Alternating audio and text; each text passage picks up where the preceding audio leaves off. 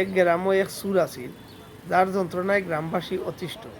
তারে একদিন লইয়া বইয়া কইলা, তোমার মনের আশা কিতা কও, আমরা পূর্ণ কর্ম, তবে আমরা গাঁও সারিয়া তুমি যাইতে হইবাই। তখন হে কইল, আমি এক শর্তে যাইমু, যদি আমার একটা জুব্বা, একটা পাঞ্জাবি, একটা তকি দেওয়া হয়। যেমন কথা তেমন খাস, তারে দেওয়া হইল তার মন মতো। এ গাঁও সারিয়া হে অন্য গাঁওর এক মসজিদের খান্দাত গিয়া উবাইছে।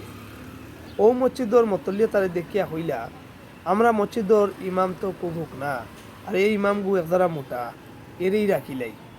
অতএব হে কিন্তু খর কলিমাও জানে না, তারে রাখা হইল।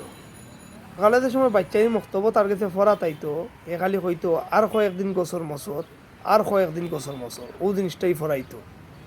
একদিন ফুরান মেসাব ওদিকে যারা, আর দেখলা তার ছাত্র হলে ও কত ফরের, আর কয়েকদিন গছর মসর।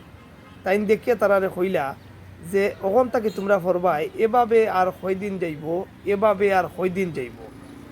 যে সময় বাচ্চাইতে ফরা আরম্ভ করলো, এভাবে আর কয়দিন যাইব, এভাবে আর কয়দিন যাইব, তখন ও সুরে শুনিয়া কয়, এ কিতাবে ইতাই আমার এখান দড়ি লইলে না কিতা, তে তো আর আমি আর বেশি দিন থাকতে পারতাম নাই। ও কিতা করলো, এখান থেকে গাঠটি বুসকা গুল করিয়া পাগি গেল।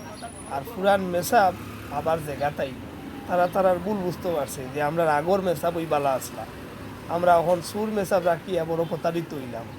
অতএব খুব খেয়ালে থাকবা, ও ধরনের মেসাবে নিয়ে আমরা লেগাল পাইল। চোখ কান খোলা রাখবা, ভালো থাকবা। আল্লাহ হাফিজ।